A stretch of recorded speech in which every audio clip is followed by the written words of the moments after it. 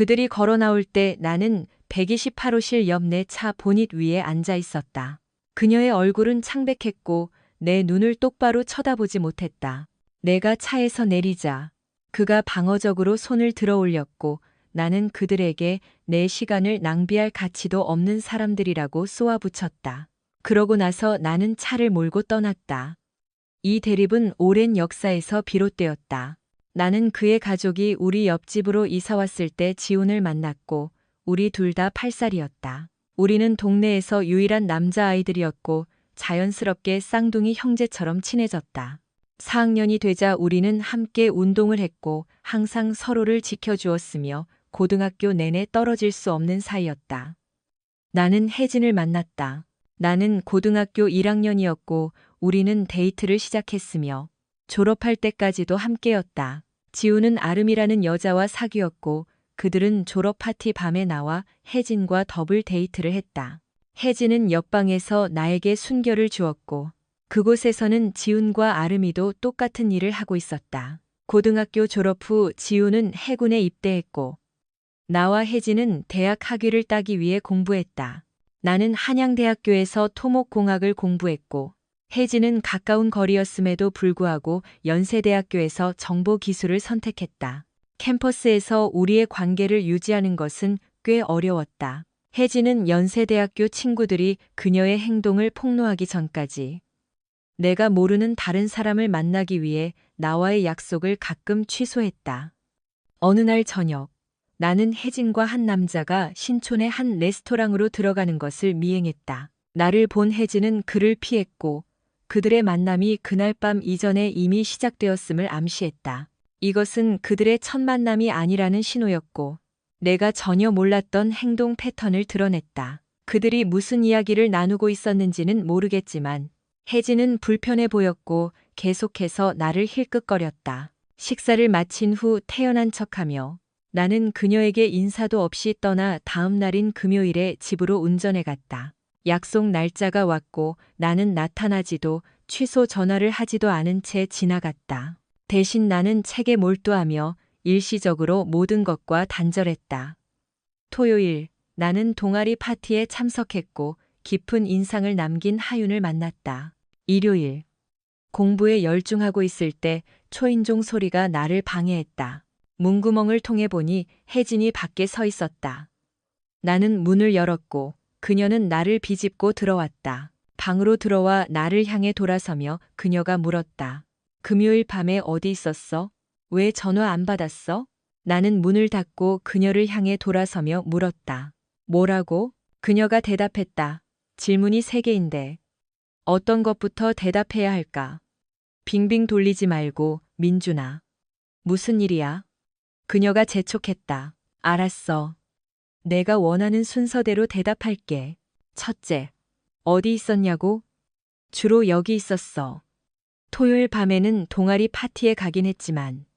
다음, 왜 전화 안 받았냐고? 간단해. 네가 전화 안 했으니까 못 들었어. 응, 내거. 전화기 왜 뽑아놨어? 금요일 밤에 어디 있었어? 바로 여기 있었지. 피자 시키고 좋은 책에 파묻혀서. 왜 안 올 거라고 미리 알려주지 않았어? 그녀가 물었다. 남자친구랑 바빴나 보네. 남자친구 맞지? 무슨 소리야, 민준아. 네 남자친구는 나잖아? 그럼 목요일에 레스토랑에서 누구랑 그렇게 친하게 굴었어? 그녀가 물었다. 그냥 친구야. 우리 사이에 아무것도 없어. 너 그 사람한테 바싹 기대 앉았고 그 사람은 내 어깨에 팔을 둘렀잖아. 그건 연애 감정이 아니었어. 그럼 뭔데? 아무 의미 없어. 민준아. 우린 그냥 친구 사이야. 만약 문제될 게 없었다면 혜진아. 왜 와서 인사하거나 나를 끼워주지 않았어? 네 친구한테 나를 소개하고 데이트하러 가기 전에 나랑 얘기했어야지. 아마 그가 내가 누구냐고 물을까봐 망설였겠지. 그리고 넌 설명하기 싫었을 거고. 만약 그게 널 불편하게 했다면 왜 네가 먼저 다가오지 않았어? 내 행동을 관찰하고 싶었으니까. 네가 어떻게 행동하는지 보려고. 왜 그렇게 하고 싶었는데? 내가 없을 때 내 데이트에 대해 너무 많이 들었거든. 우리가 약속한 날 밤에 남자애들이랑 놀았다는 얘기도. 그래, 네가 다른 사람과 어떻게 상호작용하는지 보고 싶었어. 넌 날 통제할 수 없어, 민준아. 어디에도 우리가 독점적인 관계라고 명시되어 있지 않아. 난 그렇게 생각했는데 혜진아.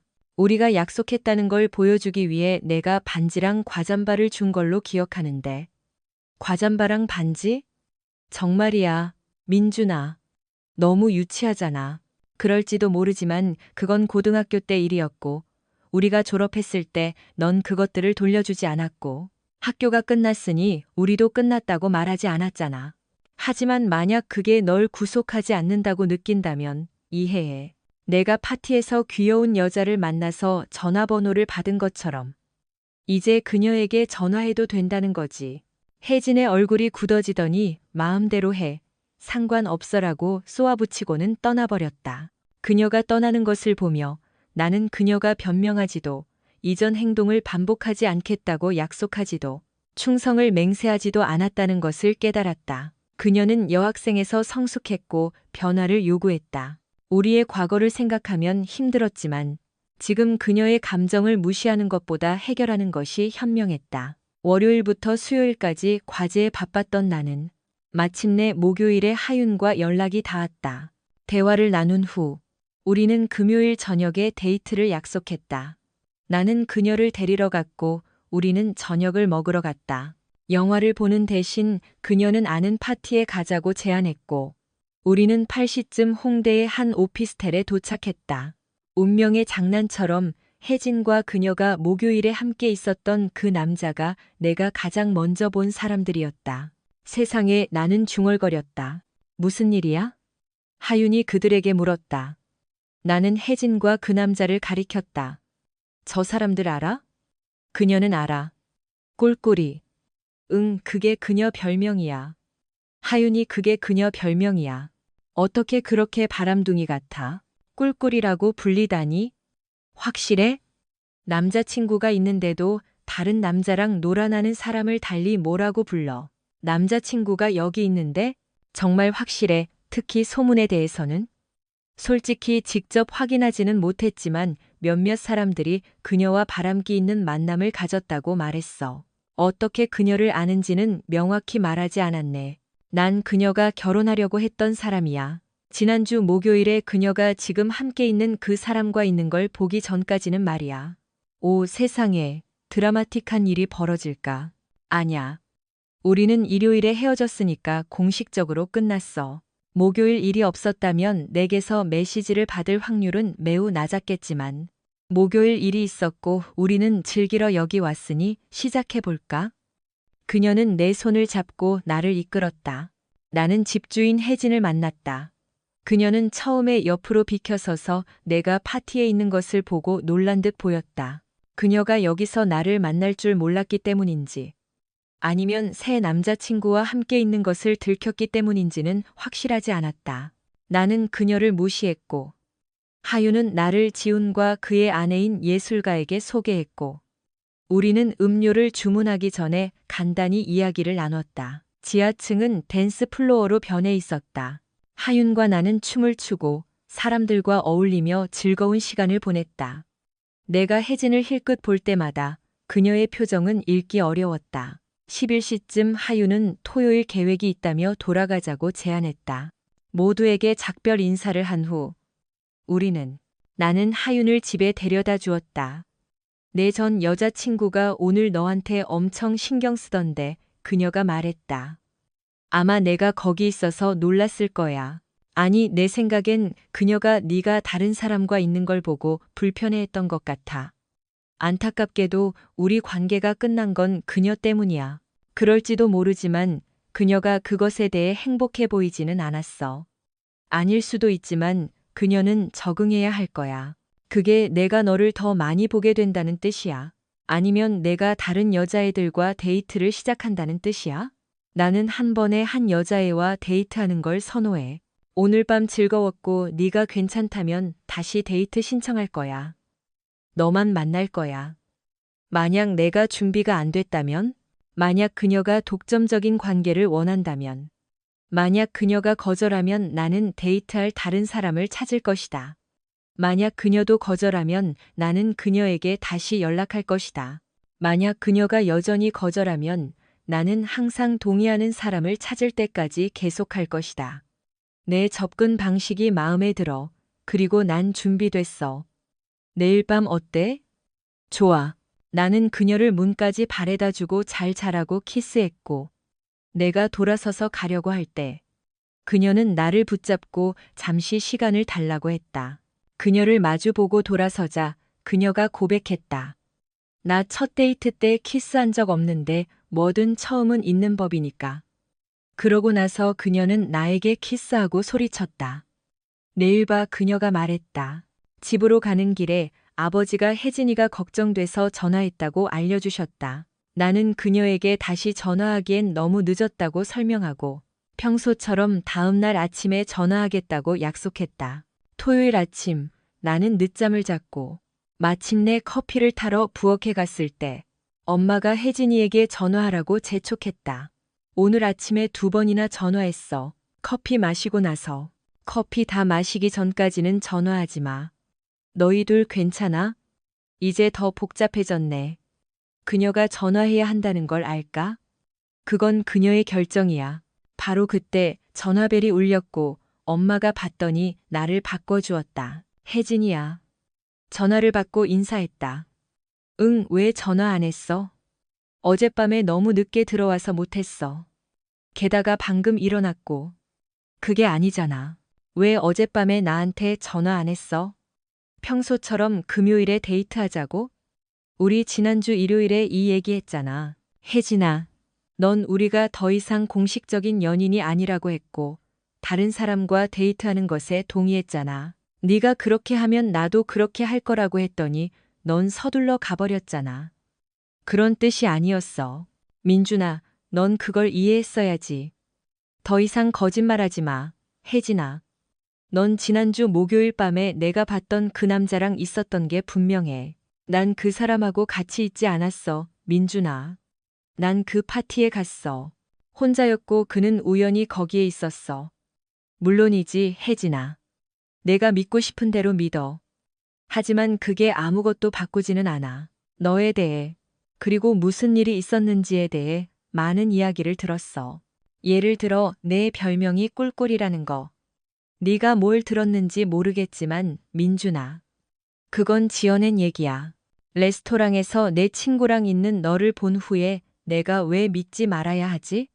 그리고 난 네가 파티에서 우연히 그를 만났다고 믿지 않아. 내가 도착했을 때 그는 내게 너무 가까이 서 있었고 너를 안고 있었잖아. 아니 혜진아. 넌 나에게만 충실하지 않았고 난 내 여러 남자 중 하나가 되고 싶지 않아. 반지랑 과잠 돌려줘. 이제 너한테는 아무 의미도 없는 것 같네. 고등학교 때랑은 다르잖아. 나중에 보자. 잘 가. 꽤 명확하게 들리네. 엄마가 말했다. 그녀는 나만 사랑하는 것만으로는 부족하다고 결정했고 방금 말했듯이 난 여러 남자 중 하나가 되고 싶지 않아. 이 모든 기간 동안 나는 하윤과의 우정에서 위안을 찾았다. 지훈의 편지는 몇 주에 한 번씩 왔고 그의 삶에 대한 소식을 전해주었다. 그는 신병 훈련소를 졸업하고 전문 훈련을 받았으며 해군 공병대대 일명 그는 해군 특수전전단 CL 대원이었고 건설과 철거 모두에 능했지만 아름이에 대해서는 한 번도 묻지 않았기에 나는 답장에서도 그녀를 생략했다. 그가 그녀에 대해 듣고 싶어 하지 않을 것이라는 것을 알았다. 파병된 지 불과 일주일 만에 아름이는 파티에서 만난 남자를 쫓아다녔다. 한 달 후 그녀는 동료와 동거를 시작했다. 그 후 3개월이 지나 그녀는 다시 이사했고 그녀의 차를 가게로 견인해준 남자와 동거를 시작했다. 그가 그녀에게 아파트에서 친구들을 접대하게 했다는 소문이 돌았다. 그러고 나서 아름이는 흔적도 없이 사라졌다. 지훈에게서 편지를 받기 전까지 그는 훈련을 마치고 평택에 영구 주둔했다. 도착하자마자 그는 아름이를 불러 함께했다. 그는 말했다. 네가 내 들러리가 되어줄 수 있었으면 좋았을 텐데. 하지만 준비할 시간이 거의 없어. 빨리 결혼할수록 기지 내 주택을 빨리 찾을 수 있어. 불쌍한 녀석. 나는 그가 떠나자마자 문 닫히는 소리가 채 가시기도 전에 그녀가 다른 남자를 만날까봐 두려웠다. 할아버지, 할머니 덕분에 나는 돈이 부족하지 않았다. 그분들은 내가 태어났을 때부터 대학 학자금 펀드를 만들어 주셨다. 그 돈은 학비와 캠퍼스 박 임대료를 충당하기에 충분했다. 만약 원한다면 대학 3학년 초에 하윤과 나는 동거를 시작했고 나는 내가 그토록 좋아했던 가정 생활을 경험할 수 있었다. 약 6개월 후 나는 이 계약을 영구적으로 만들 것을 고려하기 시작했다. 나는 여전히 나와 하윤이 공유하는 것이 너무 완벽해서 사실일 수 없다는 의심을 품고 있었지만 그녀는 내가 약혼 반지를 찾고 있다고 언급한 날까지 우리 관계에 대한 흔들림을 보이지 않았다. 그때 그녀는 졸업 후 캘리포니아로 돌아가 현재 재학 중인 소꿉친구와 결혼할 계획을 밝혔다. 그는 로즈 장학금 프로그램에 재학 중이었고 두 사람 모두 영국 여성과의 관계를 포함하여 서로의 상황을 완전히 이해하고 있었다. 우리는 건강한 젊은 두 사람이 몇 년 동안 육체적 친밀감을 자제하는 것이 비현실적이라는 것을 깨달았고, 그래서 우리는 개방적인 관계에 동의했다. 그게 당장 우리에게 영향을 미치지는 않을 거야. 민준아, 그녀가 안심시켰다. 하지만 그것은 영향을 미쳤고, 특히 나에게는. 나는 본질적으로 내가 여전히 생각했던 낭만적인 관계에서 우정으로 강등된 기분이었다. 문제는 내가 일시적인 관계에서 만족을 찾지 못했다는 것이다. 나는 그 이상을 갈망했다. 육체적 관계 때문에 하윤과 나는 서서히 멀어졌다. 하윤이 나의 낭만적인 희망을 꺾은 지 거의 4개월이 지난 어느 날. 그녀가 말했다. 여기서 행복해 보이지 않네? 나는 불편함을 인정하고 그 이유를 설명했다. 미안해, 자기야. 가끔은 내가 내 소원을 더 들어줄 수 있도록 알렉스를 그렇게 많이 사랑하지 않았으면 좋겠어. 그가 아니었다면 넌 내 파트너였을 거야. 고마워. 그럼 계획은 뭐야? 동전을 던져서 누가 남고 누가 갈지 결정할까? 그럴 필요 없어. 나는 이 순간을 예상하고 있었다. 엄마는 아직 내 방을 새놓지 않으셨다. 그녀는 결정했다. 내가 40살이 되거나 손주가 생길 때까지는 적어도 간직하기로 했어. 그러니 네가 남고 나는 갈게. 영원한 친구. 포옹 후 그녀는 나에게 부탁을 했다. 나는 집에 돌아온 지 일주일째인 금요일 밤. 방에서 논문을 쓰고 있을 때 엄마가 아래층에서 불렀다. 민준아, 손님 왔어. 나는 아래층으로 내려가 혜진이 엄마와 이야기하고 있는 것을 보았다. 엄마는 나에게 고개를 끄덕이며 말했다. 너희 둘만 남겨둘게. 그러고는 부엌으로 물러났다. 안녕 민준아. 안녕 혜진아. 잘 지냈어? 괜찮아? 더 좋아지길 바랄게. 아, 하윤이가 전화해서 네가 돌아왔다고 하더라. 시장에서 물어봤더니 그녀가 맨 앞줄에 서고 싶으면 서둘러야 한다고 제안하더라. 왜 내가 맨 앞자리를 원하겠어? 왜 내가 그걸 원하겠어? 내가 멍청하게 굴지 않았다면 줄 같은 건 없었을 거야. 사실 하윤이는 존재하지도 않았을 거야. 난 자리를 놓고 경쟁하는 게 아니야, 민준아. 난 내가 속한 곳으로 돌아가고 싶을 뿐이야. 그곳이 어딘데? 그녀는 왼손을 들어 보여주었다.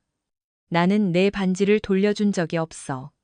내 졸업 반지는 여전히 그녀의 왼쪽 약지에 끼워져 있었다. 오늘 밤 앨리스 존슨네 집에서 파티가 있는데 나랑 같이 갈래? 그녀가 제안하고는 덧붙였다. 모두가 확실히 알 수 있도록. 나는 내 권리를 주장했어. 나는 너를 되찾았고. 나는 파티가 끝난 후 진짜 놀라움이 찾아왔다.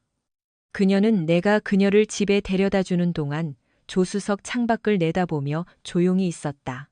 그녀의 집에 도착했을 때 나는 토요일에 아파트를 찾아보자고 제안했고 모텔에 계속 머무는 것보다 아파트를 임대하는 것이 더 저렴할 것이라고 말했다. 나랑 같이 이사하고 싶냐고 묻는 거야? 나도 생각하고 있었어. 몇 시에? 9시쯤. 좋아. 그럼 약속 잡았네. 혜진과 나는 신촌과 이태원 중간쯤에 위치한 투룸 아파트에 정착했다. 우리는 두 번째 침실을 사무실 겸 주거 공간으로 개조했다.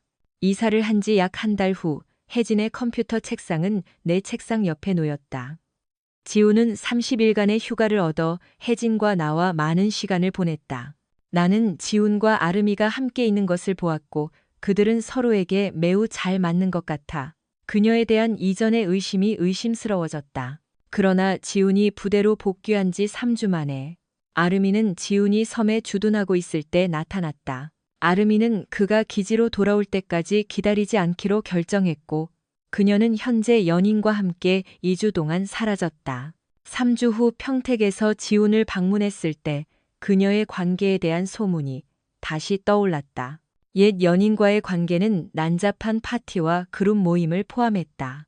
나는 그녀와 대질할 것을 고려했지만 혜진은 그것이 우리 일이 아니라고 주장하며 나를 말렸다. 게다가 우리가 아는 한 지훈과 아름이는 개방적인 관계였고 이는 장기간의 군 복무 기간 동안 드물지 않은 합의였다. 혜진은 지훈이 그러한 합의에 동의할 것이라고 의심했지만 그에게 아름이의 행동을 알리는 것은 역효과를 낳을 수 있었다. 대신 그녀는 내가 모든 것을 그대로 두라고 제안했다. 지훈은 내 결혼식에서 내 들러리가 되어주기 위해 아프가니스탄에서 제때 돌아왔다. 그 후 혜진과 아름이는 평택으로 이사했고 그는 그곳에서 마지막 9개월의 군 복무를 마쳤다. 제대 후 그들은 집으로 돌아왔고 지훈은 건설회사에서 중장비 기사로 일자리를 구했다. 다음 2년 동안 지훈과 아름이는 적어도 2주에 한 번씩 우리 집에 단골 손님이 되었다. 지훈과 아름이 사이에 문제의 징후는 없었고 그녀의 불륜 징후도 없었다.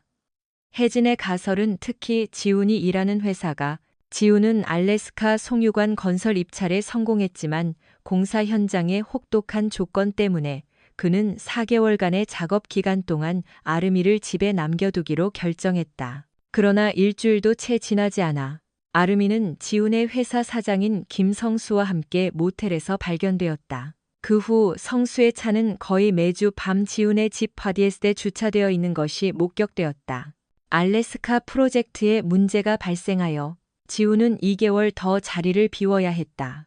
우연히도 혜진과 아름이는 같은 의사에게 진료를 받았다. 나는 아름이가 임신 7주라는 비극적인 소식을 들은 날 우연히 의사 진료실에 있었다. 지훈은 3개월 이상 집을 비운 상태였다. 혜진은 우리와 같은 학교를 다녔던 2명의 간호사로부터 아름이의 임신 사실을 알게 되었다. 그들은 혜진과 아름이의 관계를 알고 있었고 이 소식에 지훈이 어떻게 반응할지 그녀에게 물었다. 친구들 사이의 뒷담화 세계에서는 환자의 사생활이 때때로 무시되곤 했다. 혜진은 지훈이 나의 의심에 대한 진실을 결코 알지 못할 것이라고 말하기 전에 잠시 추측했다. 아름이는 아마도 지훈이 돌아오기 전에 상황을 해결하기 위해 낙태를 선택했지만 일은 다르게 흘러갔다. 혜진이 막지 못한 누군가가 지훈에게 상황을 알렸다.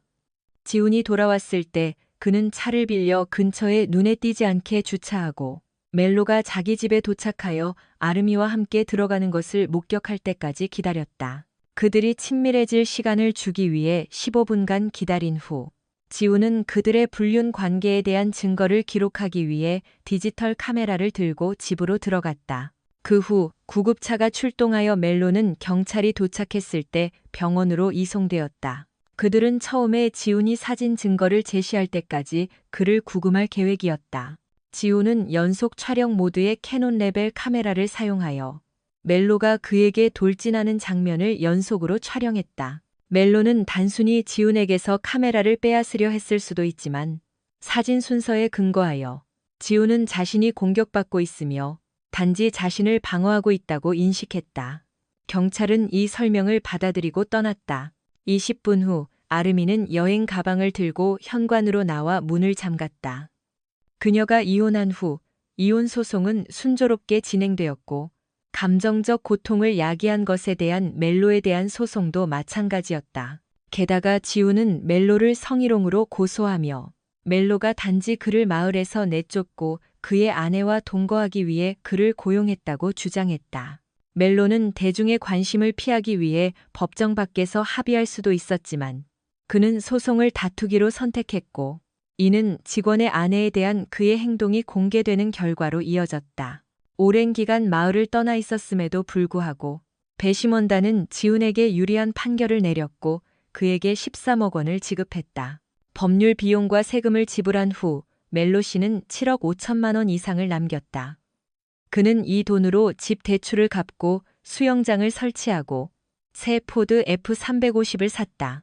이혼 후 아르미는 대중의 시야에서 사라졌고 소송을 해결하기 위해 다른 곳으로 이사했다는 소문이 돌았다. 멜로는 일부 자산과 부동산을 매각해야 했고 일부 고객과 잠재적 구매자들이 직원에 대한 그의 행동 때문에 그를 신뢰할 수 없다고 여겼기 때문에 사업상의 손실도 입었다. 그의 아내인 지우는 약간의 돈이 남아 있었고 청혼했다. 나는 내 회사를 설립하고 멜로우가 포기한 사업을 인수하자는 아이디어를 냈다. 나는 설계를 담당하고 지우는 시공을 관리하기로 했다. 혜진과 신중하게 논의한 후 우리는 진행하기로 결정했고 그 결과 파트너로서 RJ건설을 설립했다. 우리는 번창했고 멜로우를 떠난 많은 고객들을 유치했을 뿐만 아니라 여러 프로젝트에서 그를 능가했다. 그러나 인간 본성상 지우는 우리가 멜보다 잘할 때마다 모든 사람이 알도록 했다. 다음 5년은 빠르게 지나갔다. 지우는 여러 관계를 거쳤지만 오랫동안 함께하고 싶은 사람을 찾지는 못했다. 그는 혜진과 나와 꽤 많은 시간을 보냈고 일주일에 한 번씩 여자친구와 함께 우리를 자주 만났다. 모든 것이 매우 순조롭게 진행되었다. 혜진은 경력을 쌓아 지역 관리자 직책을 맡았고 부사장 직책에 유력한 후보가 되었다. 나는 모든 것이 이보다 더 좋을 수 없다고 믿었고 불행히도 나는 옳았다. 어느 화요일 잠재 고객인 지훈과 점심회의를 마치고 있을 때 멜로우가 다가와서 음료수 한 잔 사줄 수 있냐고 물었다. 나는 개인적으로 지훈에 대해 아무런 악감정이 없었다. 나는 만약 내가 신뢰할 수 없다고 생각하는 아름이 같은 사람이 지훈처럼 외로운 사람에게 위안을 준다면 그 제안을 받아들인 그를 비난하는 것은 불공평하다고 생각했다. 나는 지훈이 아름이를 위해 지훈의 부재를 조작했다는 이야기를 믿지 않았다. 아름이의 성격을 알았기에 나는 그녀가 지훈의 월급을 받으러 지훈의 사무실에 가서 그의 부재로 인한 외로움을 표현했을 수도 있다고 추측했다. 어쨌든 지훈, 그 문제들은 지훈과 관련이 있었지 나와는 관련이 없었기 때문에 나는 그의 음료 제안을 받아들였다. 그가 앉은 후 그는 모든 것이 어떻게 되어가고 있는지 물었다. 더 좋을 수도 있죠. 나는 대답했다. 아마도 회사를 파는 것을 고려해 봐야 할까요? 그가 팔라고 제안했다. 왜 내가 그렇게 해야 하죠? 나는 반박했다. 내 친구, 지훈을 내 사업 파트너로 만들기 위해서야. 그가 말했다. 미쳤어요? 나는 외쳤다. 꼭 그렇지는 않아. 이거 봐. 그가 말하며 서류 가방을 열고 나에게 파일을 건넸다. 나는 그것을 받아 열었고 충격을 받았다. 파일에는 혜진과 지훈이 손을 잡고 있는 사진이 들어 있었다. 나는 모텔로 들어갔고 다른 몇 장의 사진들은 그들이 모텔에 들어가거나 나오는 모습을 보여주었으며 몇몇 사진들은 그들이 여러 장소에서 껴안고 키스하는 모습을 보여주었다. 나는 지훈을 올려다 보았고 그는 설명했다. 미안하네. 복수 계획을 위한 증거를 수집하기 위해 그를 미행하던 중이었는데 사설 탐정이 그 사진들을 나에게 주었어. 나는 그녀가 내 아내인 줄 몰랐어. 나는 단지 사진 속의 반지들을 보고 그녀가 다른 사람에게 속해 있다는 것을 알았을 뿐이야. 그래서 복수 계획을 준비하기 위해 그녀의 신원을 알아내기 위해 사설 탐정을 고용했지. 왜 네가 이 일에 연루된 거야? 지훈은 자신이 그의 명령에 따랐다고 지적했지만 나는 반박했다. 아니요, 그러지 않았어요. 나는 반박했다. 그래, 내가 그의 아내와 연애를 했지만 그녀를 쫓기 위해 그가 떠나도록 조작한 적은 없어. 그녀는 내 사무실로 들어와 문을 닫고 옷을 벗기 시작했다. 내 눈을 똑바로 쳐다보며 그녀는 선언했다. 네가 지훈을 내쫓았으니 그가 돌아올 때까지 네가 나를 돌봐야 해. 독신이었기 때문에 나는 아름이를 거절해야 했다. 이 모든 사건은 지훈의 책임이다. 애초에 모두가 아름이의 바람기에 대해 알고 있었고 그것은 그녀가 고등학교 때부터 가지고 있던 특성이었다. 지우는 그것을 알았어야 했다. 하지만 그는 아무것도 하지 않았어. 아니, 민준아. 그는 그 소송으로 나에게 큰 타격을 주었고 나는 복수할 생각이야. 네가 그 사이에 끼게 된 것이 안타까울 뿐이야. 이게 얼마나 오래되었는지 알아?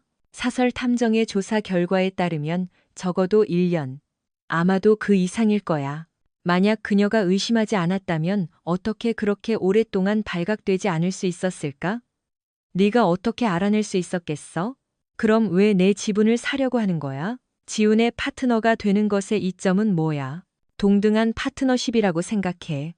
나는 동등한 발언권을 가질 거야. 만약 그가 A 계획을 제안하면 나는 B 계획을 지지할 거야. 그의 선호도가 어떻든 간에 나는 반대할 것이고, 게다가 나는 가격을 감시하고 우리 가격이 경쟁사보다 낮도록 할 것이다.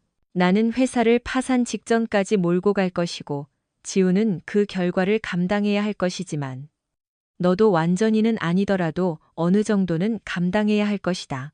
나는 필요한 모든 실사를 마쳤다. 만약 회사가 망하면 우리는 자산을 청산하고 나는 투자금의 대부분을 회수할 것이다. 만약 네가 지훈의 가격으로 경쟁하는 다른 프로젝트들로부터의 이익을 고려하지 않는다면 나는 이익을 얻지 못할 것이다. 하지만 나는 상당한 손실도 입지 않을 것이다. 만약 그가 네가 팔 때까지 괴롭히는 수법을 쓴다면? 지난번에 그가 나를 자기 아내와 함께 있는 것을 발견했을 때 나는 자신을 방어하는 것보다 카메라를 빼앗는 것을 우선시했다. 만약 그가 다시 시도한다면 그렇게 쉽지는 않을 것이다. 사실 필요하다면 내가 그를 처리할 수 있다고 자신한다. 그래서 관심 있나? 그럴지도 모르지만 먼저 나 스스로 조사하고 싶다. 만약 내가 진행하기로 결정하면 대략적인 숫자가 있나? 나는 금액을 제안했고 그는 그것이 가능하다고 생각하며 만약 내가 계속하고 싶으면 다시 연락하라고 조언했다. 나는 완전히 충격을 받고 낙담한 채 회의를 떠났다. 혜진과 지훈이 어떻게 그럴 수 있었을까? 거의 1년 동안 나는 아무것도 의심하지 않았다. 나는 혜진에게서 어떤 불만의 징후도 알아차리지 못했고 우리의 애정은 적어도 내 관점에서는 변하지 않은 것 같았다. 무슨 일이 있었던 걸까? 나는 지훈의 탐정의 조사 결과와 증거를 신뢰했지만 사진이 조작되었을 가능성과 지훈의 개인적인 동기를 배제할 수는 없었다. 나는 행동하기 전에 확신이 필요했다. 사무실로 돌아와. 나는 보험회사에 있는 친구에게 연락하여 조사 서비스에 대한 조언을 구했다. 이 정보를 바탕으로 나는 약속을 잡았다. 회의와 13일 후 나는 미리 준비된 것으로 추정되는 출장에 대해 안심했다. 지우는 멜로지에서의 편안함에 대해 혜진에게 한탄했고 그녀가 어떻게 이 만남들을 위해 직장에서 시간을 낼 수 있었는지 그것이 나를 혼란스럽게 했다. 이제 나는 내 방향을 결정해야 했고 내가 원하는 길은 분명했지만 단지 전략을 짜야 했다. 변호사와 이 시간 동안 이야기한 후 나는 내 선택과 의무를 명확히 이해했다. 이혼에 대한 정당한 사유가 없었기 때문에 재산은 균등하게 분할될 것이었다. 내 회사 지분 매각으로 인한 혜진의 수익금에 대해 걱정하며 나는 깨달았다. 그럼에도 불구하고 속임수가 필요할 수도 있었고 그녀는 여전히 수익금의 일부를 받을 것이었다. 나는 멜로우와 공식적으로 내 회사 지분을 실제 가치의 3분의 1에 팔기로 합의했다. 그 금액의 3분의 1은 내 이름으로만 된 은행 계좌로 이체되었고 나머지 3분의 2는 해외 계좌로 입금되었다. 나는 멜로우가 다음 날 아침까지 사무실에 나타나거나 내 책상에 앉지 않도록 하는 계약을 주선했다. 나는 혜진과 지훈에게 필요한 서류를 주었다. 혜진은 불륜을 이유로 이혼 소송을 제기했고 지훈은 나는 민사법이 없는 주에 거주하고 있었음에도 불구하고 감정적 고통을 야기한 것에 대한 소송을 제기했다. 나는 여전히 불륜에 대한 법적 조치를 취할 수 있었고 이는 50 분할은 아니지만 다소 유리한 재산 분할로 이어질 수 있었다. 불륜 혐의를 입증하기 위해서는 증거가 중요했다. 지훈의 사설 탐정과 내 탐정의 보고서를 검토한 결과 그들은 정기적으로 같은 모텔에서 항상 수요일에 만났다는 것을 알 수 있었다. 내 탐정은 감시를 위해 미리 방을 예약했고 웨이터에게 혜진과 지훈이 그 방에 배정되도록 하라고 권장했다. 수요일 아침 나는 우리 접수원인 마리아에게 지훈에게 내가 치과 예약 때문에 자리를 비울 것이라고 알리고 시술 후 몸이 좋지 않으면 오후에도 계속 자리를 비울 가능성을 언급하라고 지시했다. 마취가 풀린 후 나는 집을 나섰고 혜진이 출근한 후에 돌아왔다. 열쇠공은 9시에 맞춰 도착하여 모든 자물쇠를 교체했다. 그가 일을 마친 후 나는 은행에 가서 두 계좌와 금고에 있는 모든 돈을 인출했다. 내 변호사는 절반만 가져가라고 조언했지만 그 순간 내 기분은 결코 흔들리지 않았어. 이 빌어먹을 혜진. 나는 그녀에게 일을 쉽게 만들어줄 생각이 전혀 없었고 결국 그녀는 자신의 몫을 위해 싸워야 했다. 나는 또한 회사에서 예상되는 금액을 인출했는데 만약 그것이 너무 많다고 생각되면 지우는 법정에서 소송을 제기할 수 있었지만 그때까지는 내 것이었다. 내 탐정이 12시 10분에 전화해서 그 커플이 128호실에 체크인했다고 보고했다. 나는 그곳으로 운전해 가서 탐정과 간단히 이야기하고 근처 차 보닛 위에 서서 그들이 나오기를 기다렸다. 긴장된 만남 끝에 나는 차를 몰고 떠났다.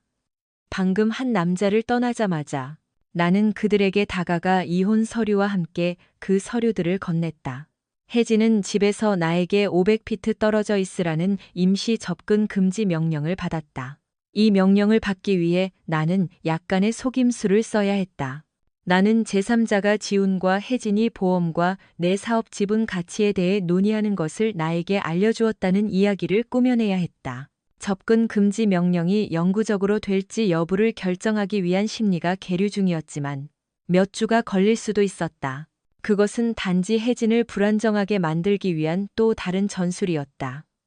요점은 그녀가 법원의 감독 없이 집에 들어갈 수 없었고 나는 자발적으로 새 자물쇠의 열쇠를 만들어줄 생각이 없었다.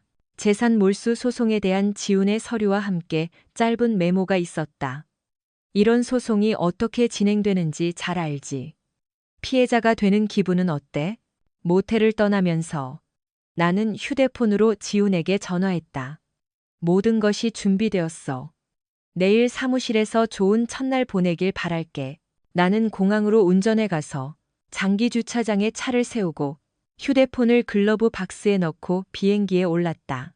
일주일 동안 스쿠버 다이빙과 해변에서의 휴식을 즐긴 후 나는 카보 산루카스로 날아가 집으로 돌아왔다.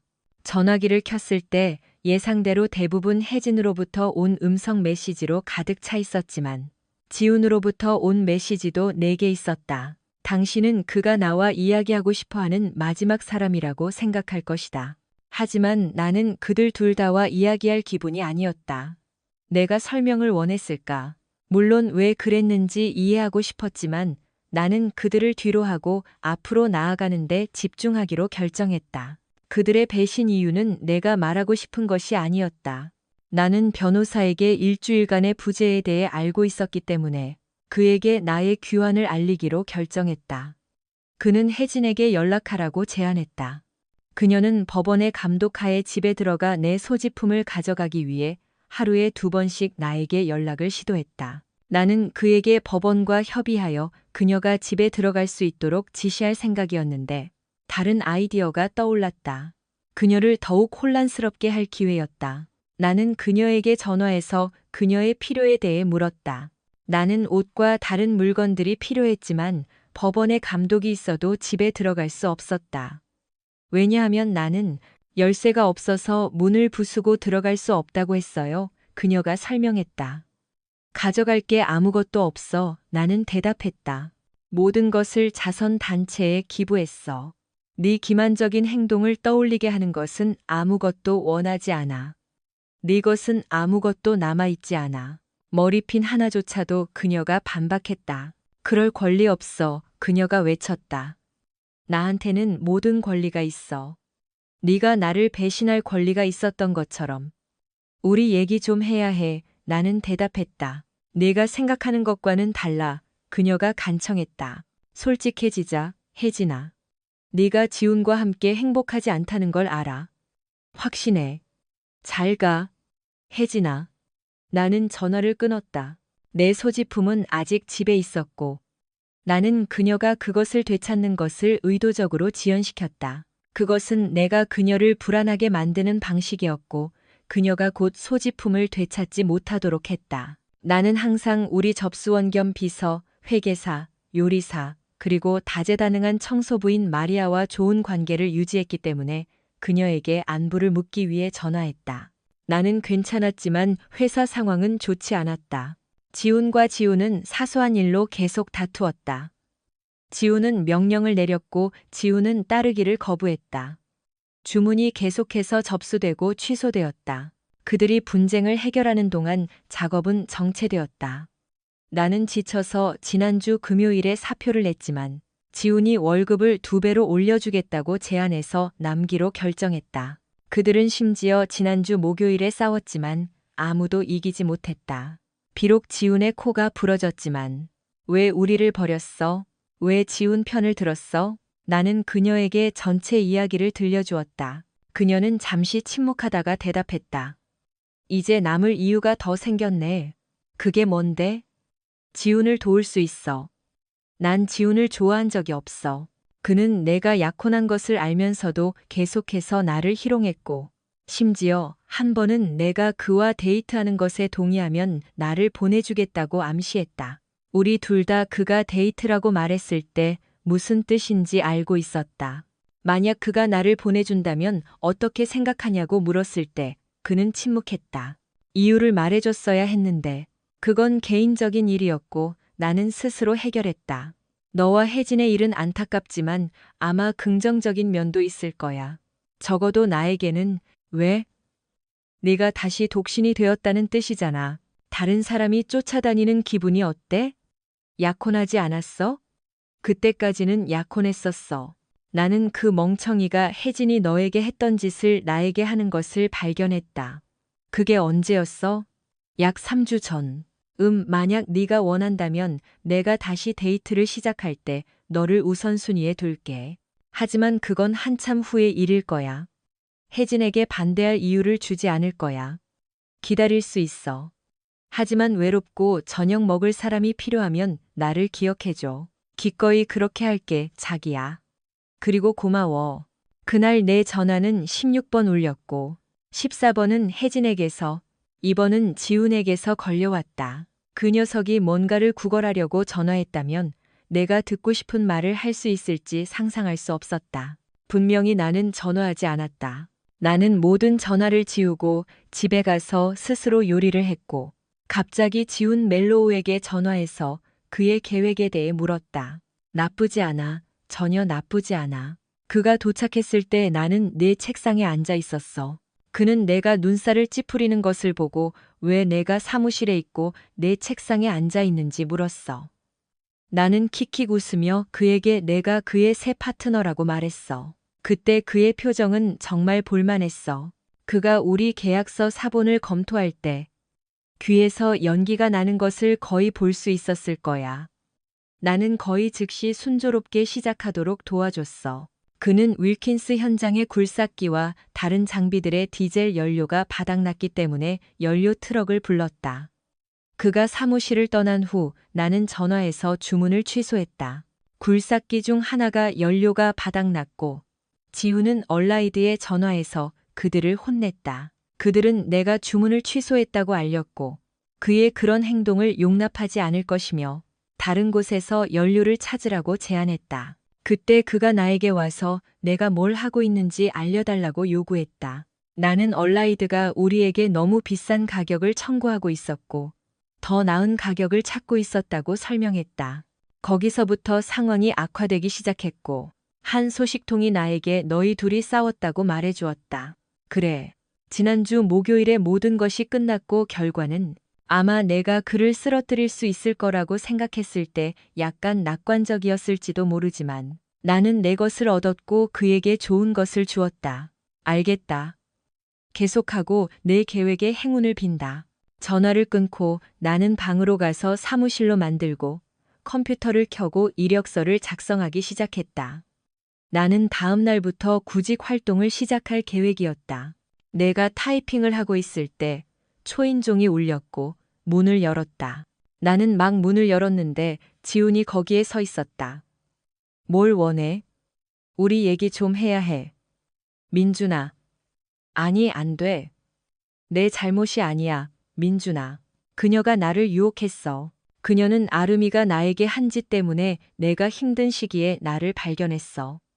난 제대로 생각하지 못했어. 미안해, 민준아. 하지만 내 잘못이 아니야. 나는 그녀를 쫓아다니지 않았어. 하지만 그녀가 내 아내라는 건 알았잖아. 아름이 일로 내 기분이 어땠는지 알았잖아. 그리고 내가 나를 그렇게 느끼게 만들 거라고는 생각조차 못했지? 조만간 내가 알아낼 거라는 걸 알았어야지. 아마 네가 알아낸 것과 같은 방식으로. 아름이에 대해 누군가 너에게 말했잖아. 이 변태야. 누군가 나에게 네가 쓰레기라고 말했어. 내 생각엔 넌 내 친구였어야 했고. 설령 내가 혜진이가 너를 유혹했다고 믿더라도 난 믿지 않지만 넌 그녀를 거절했어야 했어. 아름이가 나에게 접근했을 때 내가 그녀를 거절했던 것처럼 말이야. 넌 더 나은 사람이라는 걸 알았지만 어쨌든 계속했어.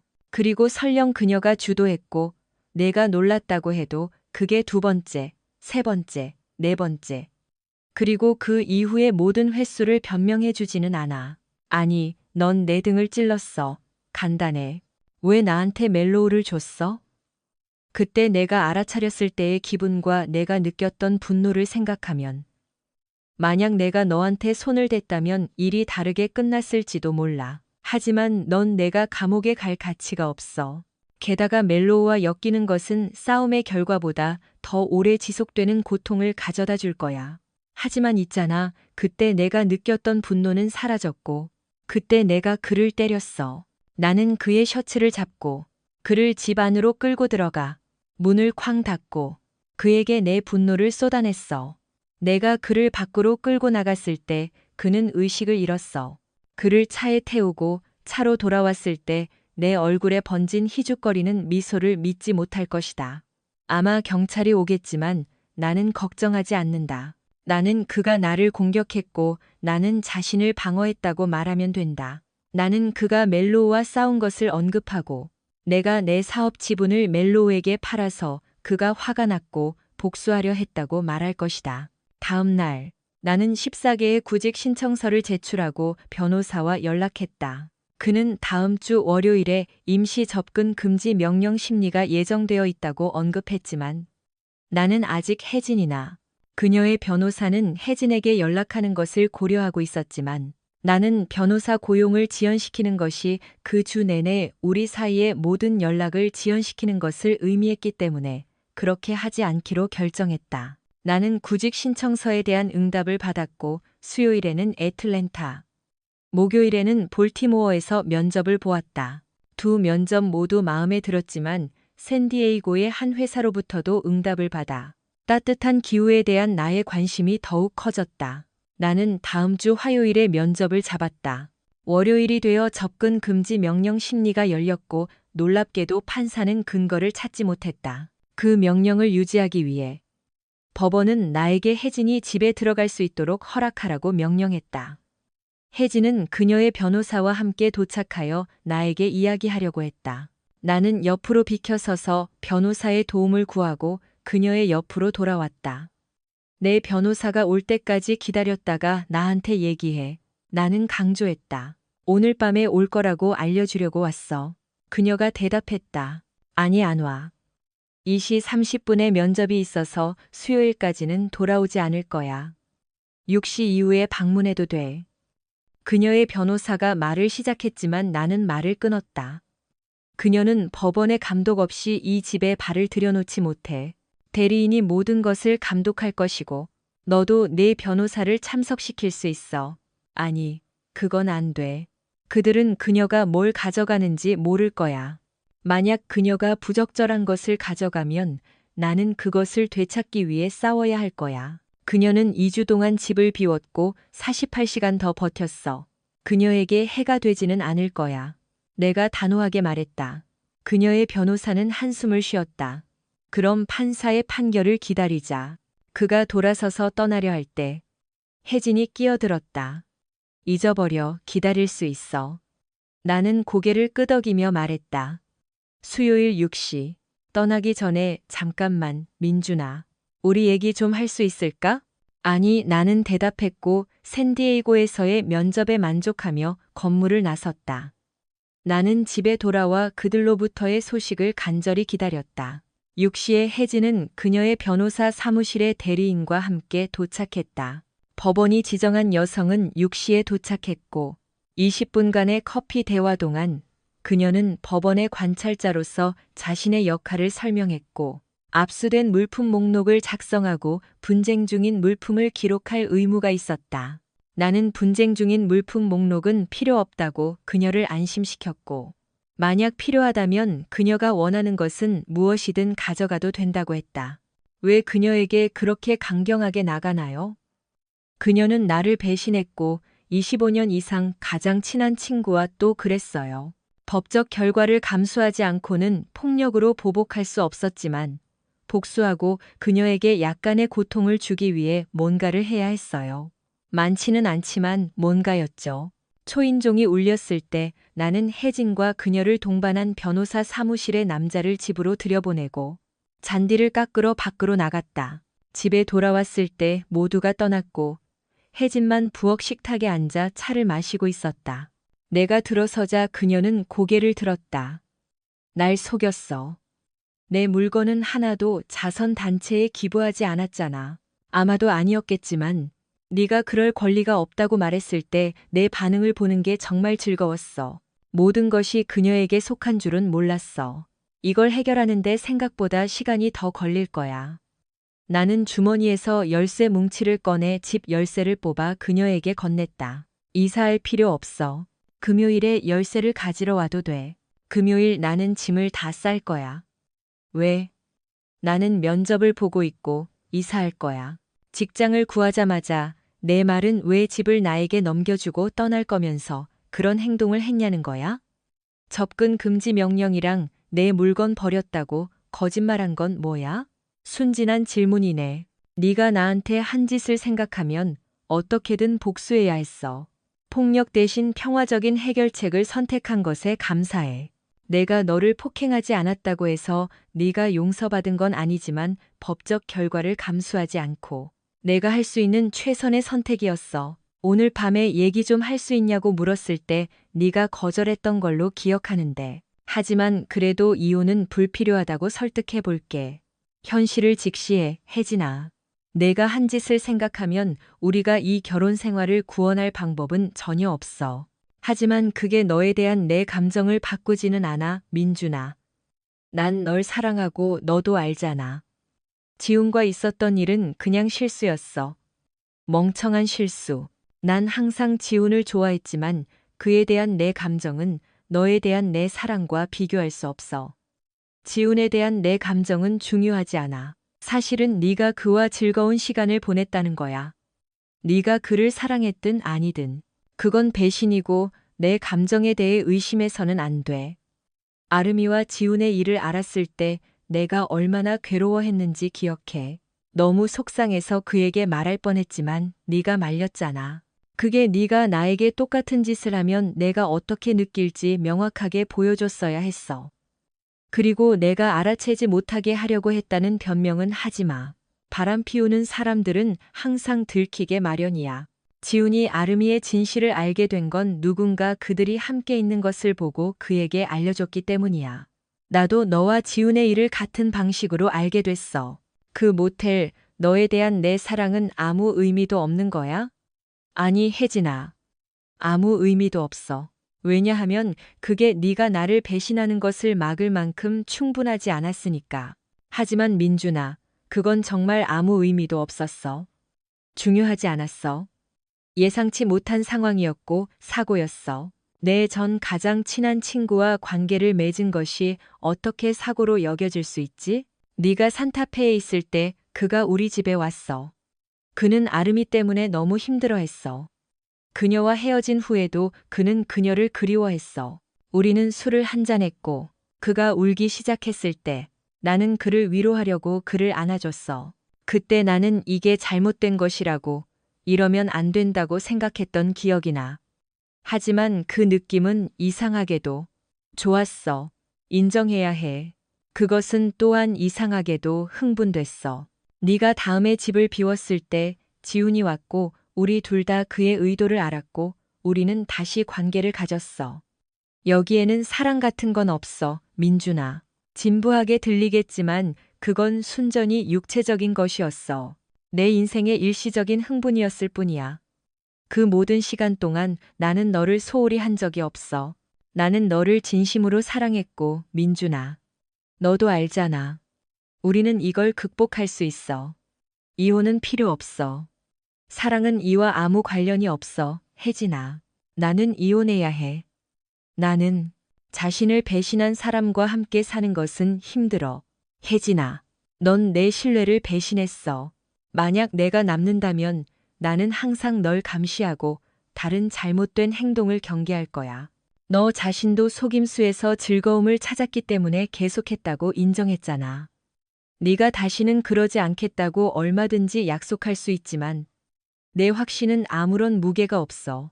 우리가 결혼했을 때 넌 다른 모든 사람을 포기하겠다고 맹세했고 넌 그 맹세를 깼어.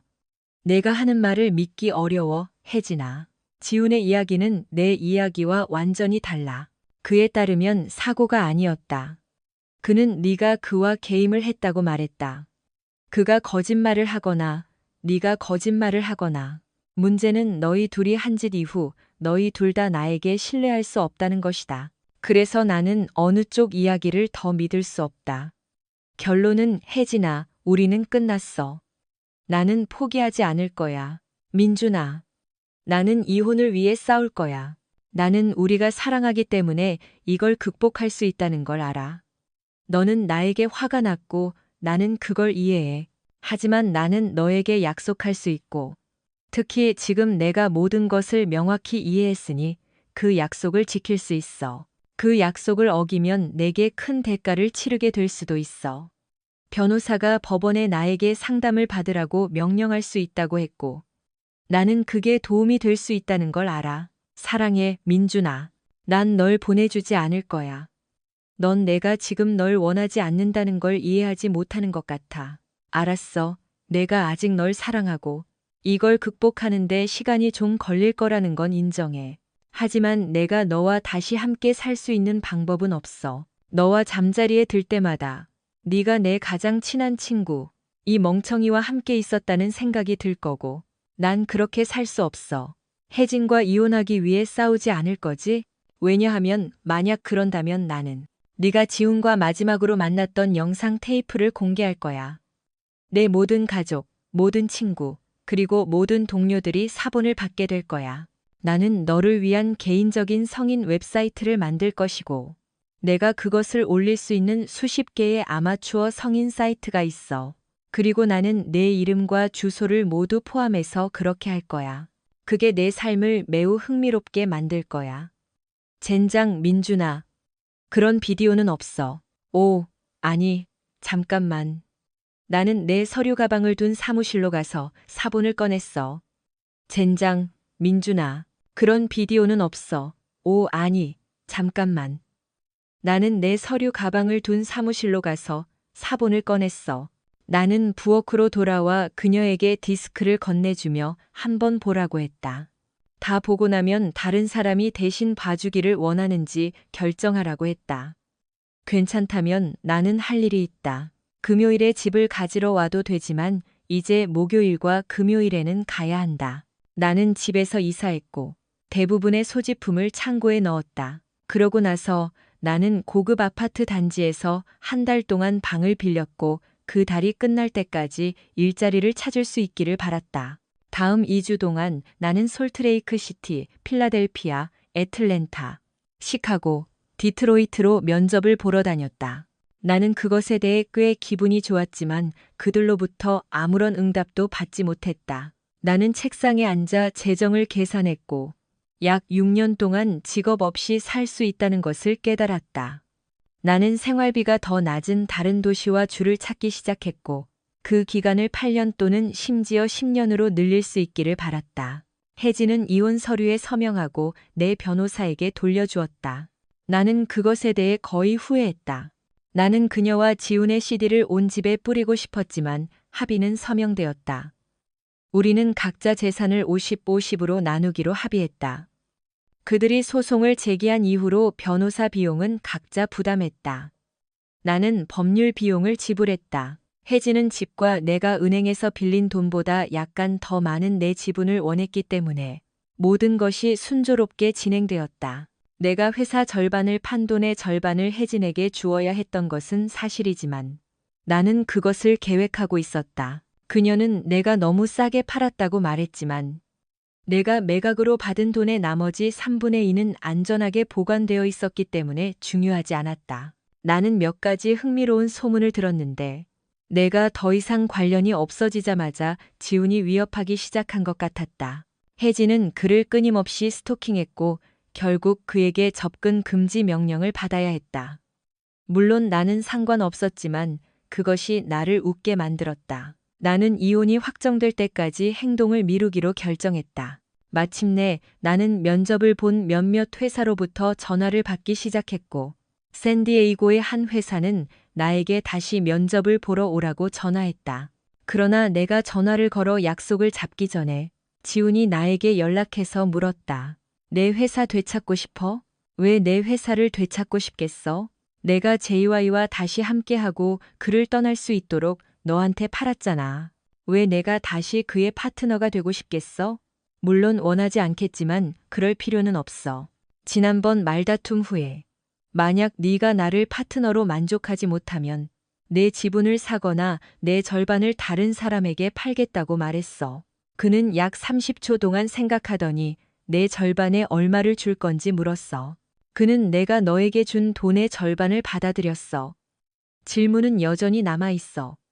내가 지훈을 망치기 위해 말한 것의 절반이라도 했다면 왜 내가 회사를 되찾고 싶겠어? 회사는 이제 별 가치가 없을지도 몰라. 이제 너는 놀랍게도 그는 사무실에 와서 이야기를 나눴다. 나는 잃을 것이 없다고 생각해서 그를 만나러 갔다. 내가 들어서자 마리아는 책상에서 뛰어내려 나를 껴안고 지훈의 사무실에 머리를 들이밀어 내가 도착했다는 것을 알렸다. 알다시피 나는 마샤를 괴롭히기 위해 내 지분을 샀을 뿐이야. 나는 그가 정말 필요하지는 않았지만 상황이 변하고 있어. 나는 회사 건설 부문에 더 집중하고 있고 엔지니어링에서 벗어나고 싶어. 한 가지 이유는 내가 원하는 엔지니어들을 고용할 수 없어서 대안을 찾기 시작했다는 거야. 내가 찾은 해결책은 나는 너에게 전화해서 엔지니어링 작업을 계약할 회사를 설립해달라고 부탁할 생각이었는데 마샬이 나에게 회사를 팔아서 왜 너에게 계약으로 팔지 않을까 생각했어. 나는 내 목과 지훈의 몫을 모두 살 여유가 없어. 회사는 이제 내가 모든 것을 소유하고 있기 때문에 가치가 별로 없어서 많이 지불할 필요는 없을 거야. 나는 모든 건설 작업과 장비를 내 다른 회사로 옮겼고 엔지니어링만 남겼어. 나는 내가 지훈에게 지불한 가격에 회사를 너에게 팔고 계약을 체결할 거야. 엔지니어링 서비스에 대한 5년 계약과 회사는 여전히 약 15개의 다른 회사와 계약을 맺고 있어. 네가 어떻게 손해를 볼 수 있는지 모르겠어. 지훈에게 얼마를 줬어? 그는 나에게 말했고 그 금액은 내 해외 계좌에 있는 돈보다 적었지만 한 가지 조건이 있었어. 그게 뭔데? 나는 물었다. 나는 마리아에게 아무것도 숨기지 않았고 내 아이디어를 그녀와 공유했어. 그녀는 네가 동의하면 너와 함께 남고 그녀의 회사로 이사하지 않을 것이라고 말했어. 만약 네가 거래를 받아들이면 너는 그녀를 네 팀에 남겨둘 거야. 나는 오래 생각할 필요가 없었고 그에게 동의하겠다고 말했다. 나는 합의했지만 이혼이 확정될 때까지는 그렇게 하지 않을 것이다. 빠르면 약 3주 후, 지훈은 그것이 그에게 괜찮다고 말했고 우리는 합의에 동의했다. 내가 사무실을 떠날 때 마리아가 말했다. 들었어. 3주 후에 내가 목록의 첫 번째가 될 거라고 약속했잖아. 잊지 마. 나는 네가 진심이라고 생각하지 않았지만 안심해. 그녀가 활짝 웃으며 말했다. 내가 연석을 떠나 운전할 때 내 휴대폰이 울렸고 그것은 내 변호사였다. 지훈. 그는 지훈에게 일어난 일에서 교훈을 얻었다. 나는 지훈을 고소했고 내 변호사에게 전화해서 소송을 해결하라고 제안했다.